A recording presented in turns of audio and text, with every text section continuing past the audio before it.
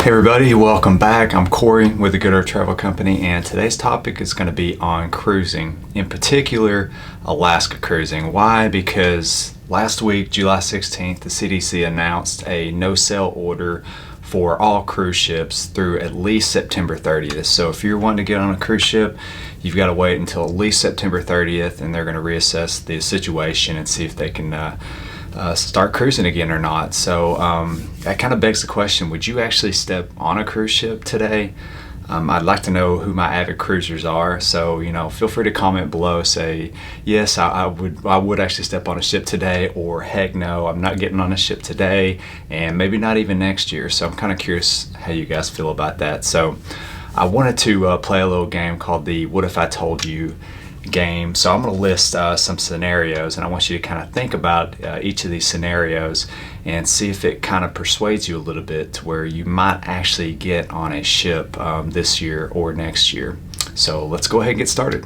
Now, what if I told you that even though there's a no-sail order by the CDC, that I could actually get you on a cruise to Alaska today, or August, or even September? Now, what if I told you that in order to get on this ship to cruise to Alaska, you have to fill out a declaration of health form stating that you haven't been in contact with anybody with COVID-19, you're not showing any signs, symptoms of being sick. Also have to test negative for COVID-19, not once, but twice. So you're going to test negative before you can get on the plane going to Alaska, and then upon arrival in Alaska, you'll get a rapid test as well, and then you'll get those results a little bit later.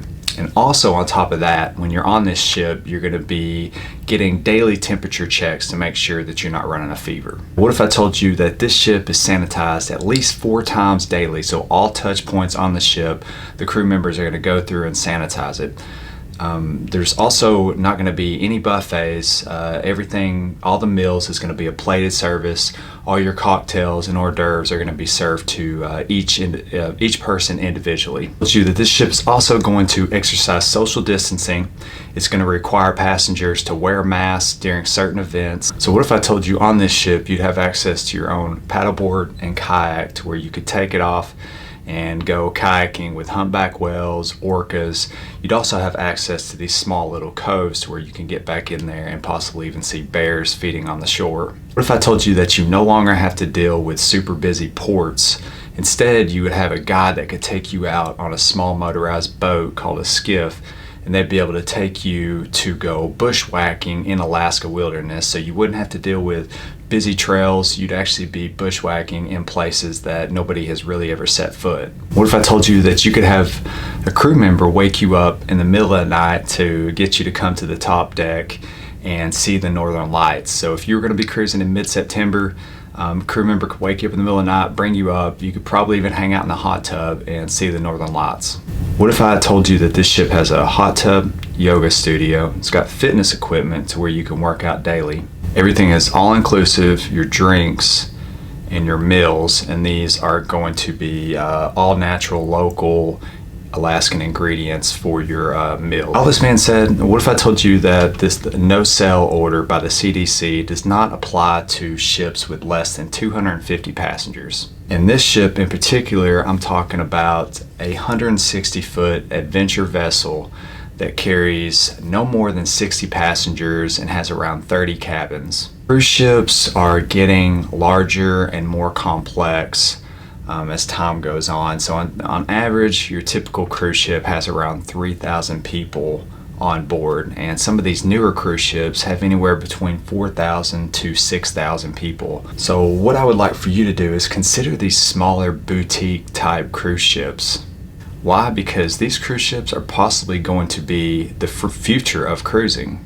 Now, one of the main reasons that the government and the CDC does not have a no-sail order on these smaller ships, these ships are able to follow these really strict safety protocols to keep all the passengers safe on board. I mean, when you have less than 100 passengers, because most of these ships are less than 100 passengers, so when you have that fewer people, you're able to put these procedures in place to be able to keep people safe. It's much easier, obviously, than having to deal with thousands of people on board a ship. That pretty much wraps up this video. I just wanted to get on here and talk a little bit about Alaska cruising, small ship cruising. So, running through those scenarios, I don't know, what do you think? Do you think that you might actually be interested in getting onto a smaller cruise ship as opposed to a larger cruise ship?